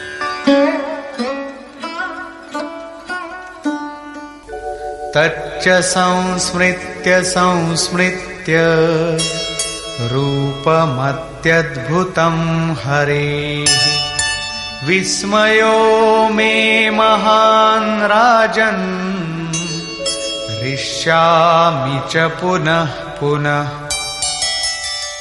हे राजन, हरि के अर्थात जो शुभाशुभ सर्व का हरण कर स्वयं शेष रहते हैं, उन हरि के अति अद्भुत रूप को पुनः पुनः स्मरण करके मेरे चित्त में महान आश्चर्य होता है और मैं बारंबार हर्षित होता हूं। इष्ट का स्वरूप बार बार स्मरण करने की वस्तु है। अंत में संजय निर्णय देते हैं,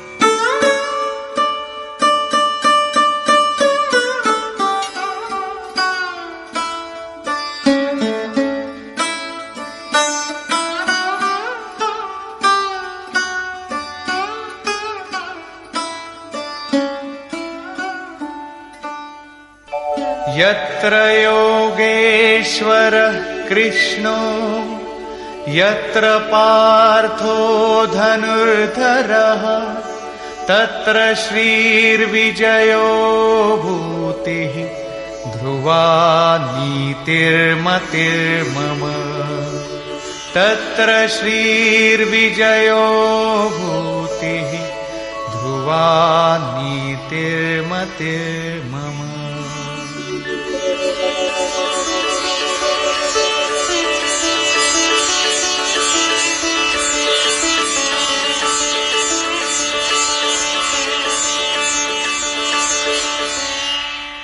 राजन, जहां योगेश्वर श्री कृष्ण और धनुर्धर अर्जुन अर्थात ध्यान ही धनुष है, इंद्रियों की दृढ़ता ही गांडीव है, अर्थात स्थिरता के साथ ध्यान धरने वाला महात्मा अर्जुन है, वहीं पर श्री ऐश्वर्य विजय जिसके पीछे हार नहीं है, ईश्वरीय विभूति और चल संसार में अचल रहने वाली नीति है, ऐसा मेरा मत है।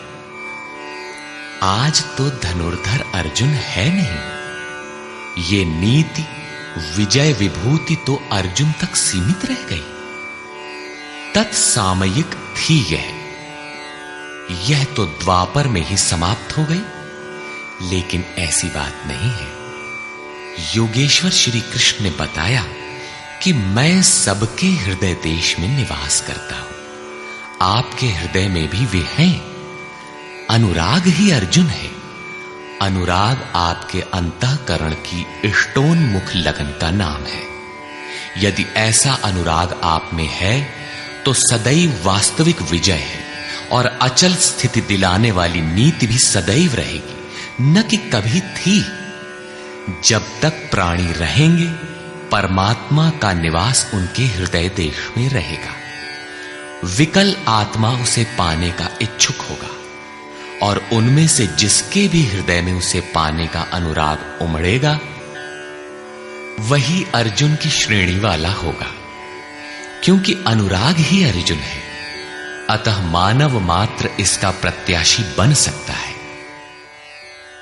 निष्कर्ष, यह गीता का समापन अध्याय है।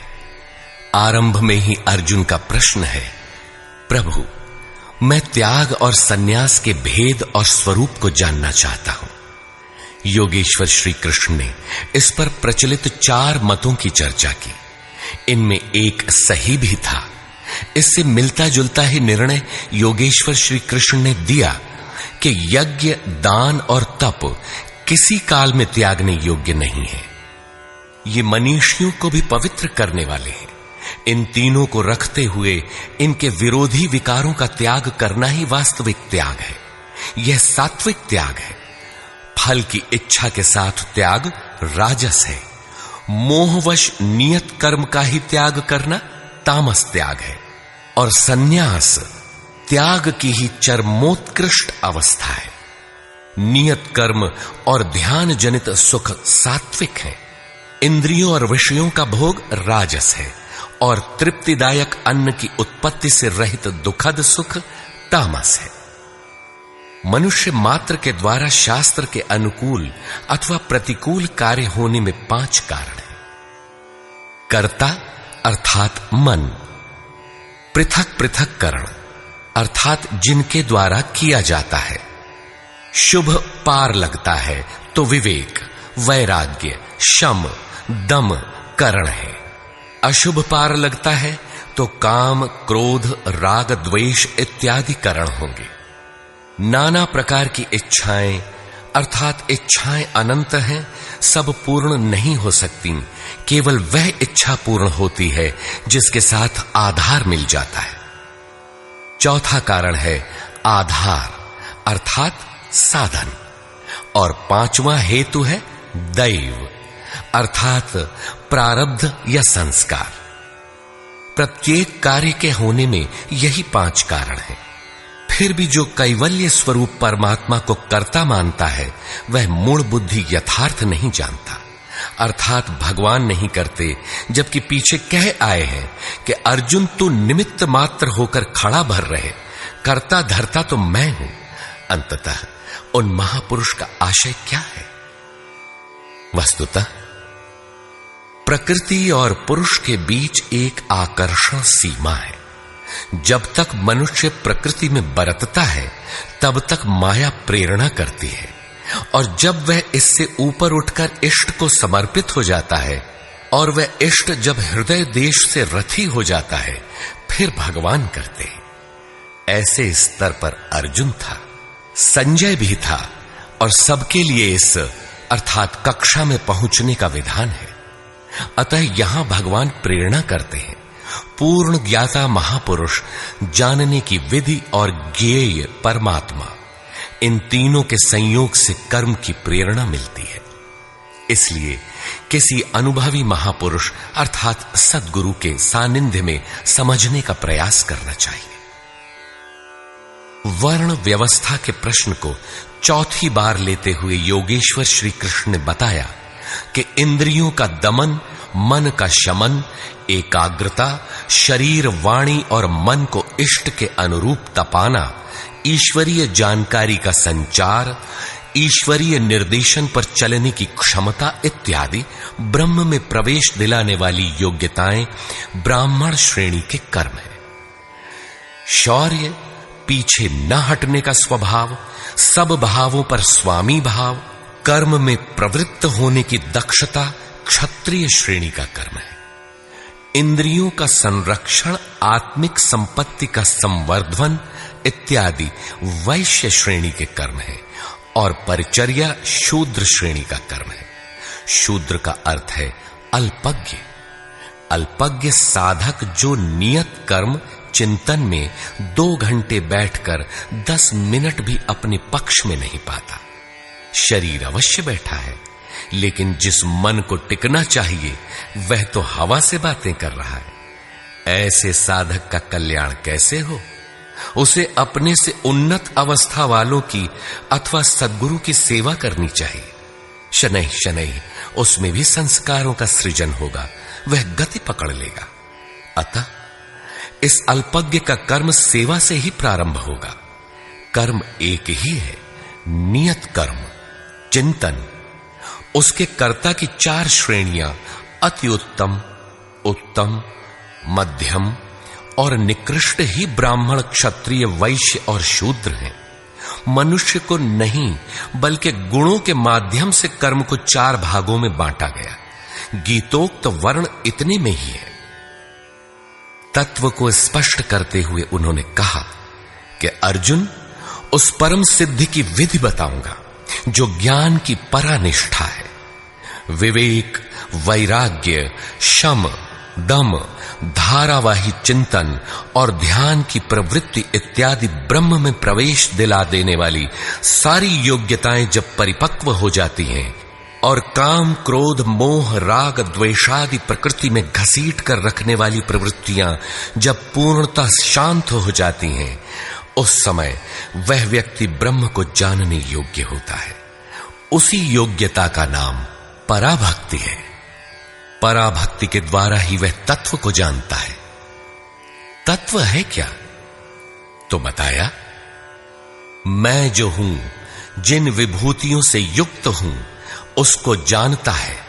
अर्थात परमात्मा जो है अव्यक्त, शाश्वत, अपरिवर्तनशील, जिन अलौकिक गुण धर्मों वाला है, उसे जानता है, और जानकर वह तत्क्षण मुझ में स्थित हो जाता है।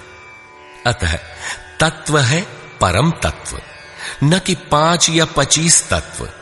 प्राप्ति के साथ आत्मा उसी स्वरूप में स्थित हो जाता है, उन्हीं गुण धर्मों से युक्त हो जाता है। ईश्वर का निवास बताते हुए योगेश्वर श्री कृष्ण ने कहा, अर्जुन, वह ईश्वर संपूर्ण भूतों के हृदय देश में निवास करता है, किंतु माया रूपी यंत्र में आरूढ़ होकर लोग भटक रहे हैं, इसलिए नहीं जानते। अतः अर्जुन, तू हृदय में स्थित उस ईश्वर की शरण जा। इससे भी गोपनीय एक रहस्य और है कि संपूर्ण धर्मों की चिंता छोड़कर तू मेरी शरण में आ, तू मुझे प्राप्त होगा। यह रहस्य अनाधिकारी से नहीं कहना चाहिए, जो भक्त नहीं है उससे नहीं कहना चाहिए, लेकिन जो भक्त है उससे अवश्य कहना चाहिए। उससे दुराव रखें तो उसका कल्याण कैसे होगा? अंत में योगेश्वर श्री कृष्ण ने पूछा, अर्जुन, मैंने जो कुछ कहा उसे तूने भली प्रकार सुना, समझा, तुम्हारा मोह नष्ट हुआ कि नहीं? अर्जुन ने कहा, भगवन, मेरा मोह नष्ट हो गया है। मैं अपनी स्मृति को प्राप्त हो गया हूं। आप जो कुछ कहते हैं वही सत्य है और अब मैं वही करूंगा।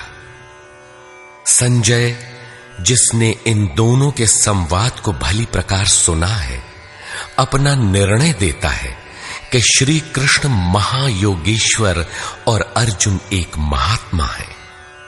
उनका संवाद बारंबार स्मरण कर वह हर्षित हो रहा है, अतः इसका स्मरण करते रहना चाहिए।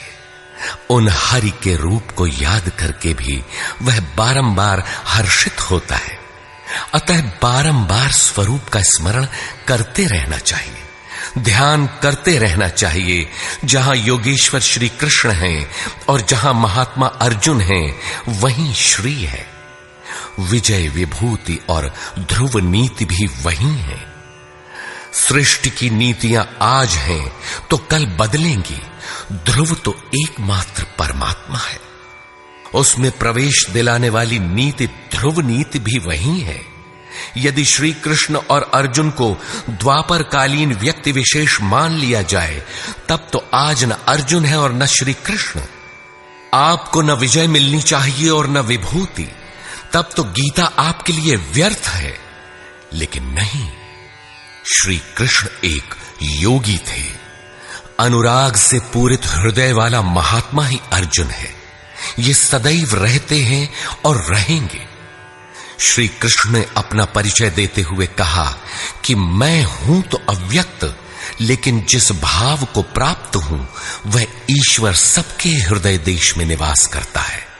वह सदैव है और रहेगा। सबको उसकी शरण जाना है। शरण जाने वाला ही महात्मा है, अनुरागी है, और अनुराग ही अर्जुन है। इसके लिए किसी स्थित प्रज्ञ महापुरुष की शरण जाना नितांत आवश्यक है, क्योंकि वही इसके प्रेरक हैं। इस अध्याय में सन्यास का स्वरूप स्पष्ट किया गया कि सर्वस्व का न्यास ही सन्यास है। केवल बाना धारण कर लेना सन्यास नहीं है, बल्कि इसके साथ एकांत का सेवन करते हुए नियत कर्म में अपनी शक्ति समझकर अथवा समर्पण के साथ सतत प्रयत्न अपरिहार्य है। प्राप्ति के साथ संपूर्ण कर्मों का त्याग ही सन्यास है, जो मोक्ष का पर्याय है। यही सन्यास की पराकाष्ठा है। अतः ओम तत्सदिति श्रीमद्भगवद्गीतासूपनिषत्सु ब्रह्म विद्यायाम योग शास्त्रे श्री कृष्ण अर्जुन संवादे सन्यास योगो नाम 18 अध्यायः। इस प्रकार स्वामी अड़गड़ानंद कृत श्रीमद्भगवद्गीता के भाष्य यथार्थ गीता का 18वां अध्याय पूर्ण होता है। हरि ओम तत्सत।